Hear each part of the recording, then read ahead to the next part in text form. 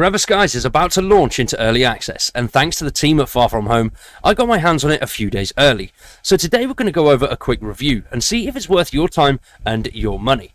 If you're a fan of survival games, subscribe to the channel, drop a like on the video, and stick around for much more survival content.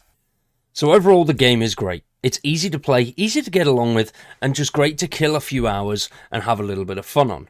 Especially if you just want to fly around, do some building, craft your ship, and you're not too bothered about engaging in the story elements or going under the dust, or pretty much enhancing your character to that sort of maximum level, and you just want to be creative and build, then it's right up the street. It's great for that, especially.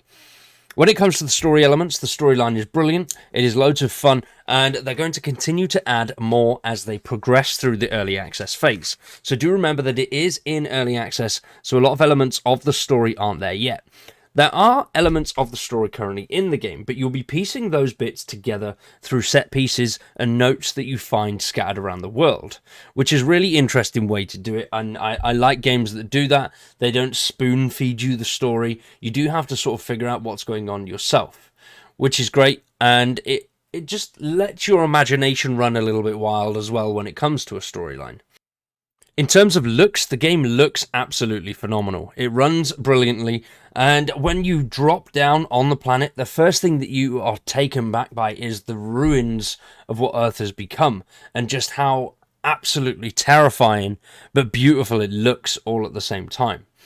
And it gives you that sort of intrigue as well, where you want to go and explore and have a look at what all of these ruined structures in the distance are, which I absolutely love when games do that, and they show you and they tell a story just with the environment around them, which I think Forever Skies does quite well. And below the dust, you can see it just looks menacing, it looks dangerous, and you still want to go down there and explore.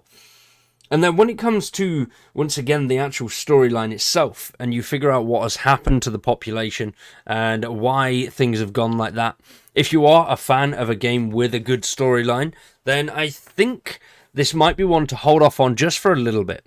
There is a bit of a storyline there, but there's going to be much more added to it as the game progresses through the early access phase. And then when it comes to gameplay, it feels brilliant. I didn't have any issues. It is a little bit Yankee when you're sort of building your ship, because I was struggling with building my ship and not sort of falling off into the dust, but we'll go into that a little bit more in just a second.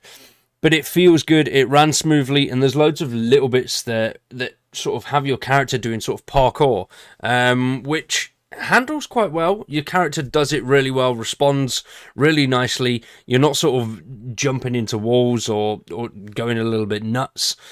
It's not fast-paced. You're not literally sprinting around, grabbing everything and doing everything you want. It is a bit more of a slow-paced game, which I like that element. It just allows you to sit back, relax, and do what you want to do. So it's got that slow-paced element and just moving around, exploring, especially when it comes to the building aspect. I think the building aspect is great. It's loads of fun to actually build, but it does feel very grindy and long-winded when it comes to gathering the resources. If you're playing for sort of 3 to 4 hours to gather your resources to build alongside doing that, then yep, that's all well and good. You're going to have to build a lot of storage to store all the items that you'll need to do the building. But then if you're going into something and just going, wow, right, that's cool. Now I've got this, and this, but I want to build, you do have to spend a considerable amount of time gathering those resources. But once again, it is in early access, so that is something that could change at a later date. And then when it comes to the actual resources and the progression and building, that feels really good and really smooth. The way that you'll be able to build, progress, and see character development is through exploring all of these locations that are above the dust. So you've got several locations that you'll have to head to, radio towers, greenhouses, all of that kind of stuff. So you have to explore those and get blueprints. And as you get these blueprints, you become more advanced. You'll be able to progress in the game a little bit further and then upgrade your ship and do all of that good stuff to your character, which will just enable you to move further along in the story and will give you that sense of progression as well. And as you do progress further into the game does become a lot more fluid.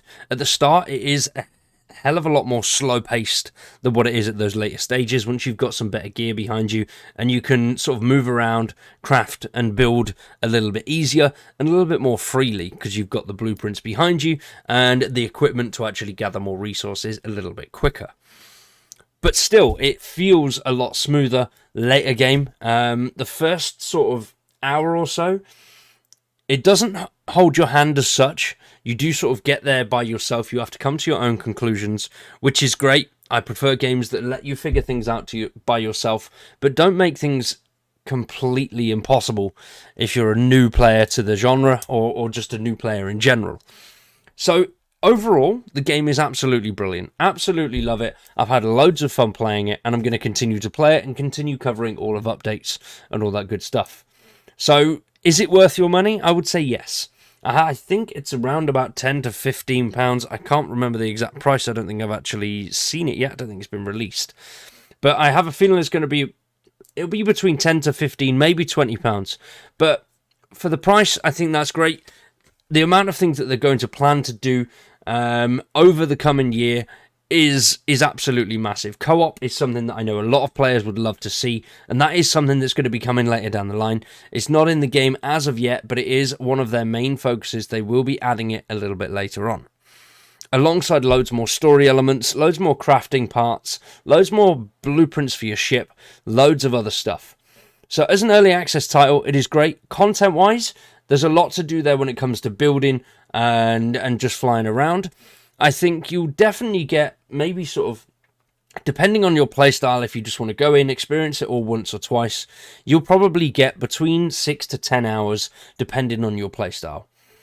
But if you are one of those people that is really hyper-focused on building, collecting everything, you're going to get a hell of a lot more than that. Double, maybe even a lot more than that. So that really does depend on your playstyle, whether or not you want to be buying the game or not. Obviously, later down the line, there'll be a lot more elements to it, so that might be something that people want to take into consideration and come in later on. But if you do join on the start of the early access phase, they're very, very engaged with the community. They listen to what the players want, so you will be able to input that feedback and let the developers know what you want to see in Forever Skies as it progresses through this early access phase. And then finally, Under the Dust. I was going to put this bit with the rest of the review instead of the sort of overview bit that I've just done, but this bit does contain some spoilers. So if you don't want to see any spoilers, then I would just, well, thanks for watching, and we'll see you in the next one. But Under the Dust is absolutely awesome. That, I think, is where the game really, really shines. I didn't want to show that early on because I don't want people to see it if they don't like spoilers, as I've said. But Under the Dust is where this game is absolutely phenomenal. As soon as you head down there, the world beneath the dust comes to life. It is beautiful, it is vibrant, but it is also terrifying. And when you're down there, this is where the differences come to life. You'll be able to see so many different things. You'll have to craft viruses. You're going to be able to find... I'm not going to spoil the end game, but you'll be able to find some pretty unique things down there. And as you progress further down there and go right under the dust and into the tunnels, that is where things get really, really interesting. And I cannot wait to see how the team expand on that experience. Hopefully, they continue with the route that they're going so far, because so far, the game is absolutely amazing. And I would 100% recommend it to anyone that is a fan of survival games. So, let me know what you think in the comments. Are you going to be getting Forever Skies? Let me know down below. I've been Wired. You guys have been awesome. Thank you for watching, and we'll see you very soon with some more Forever Skies.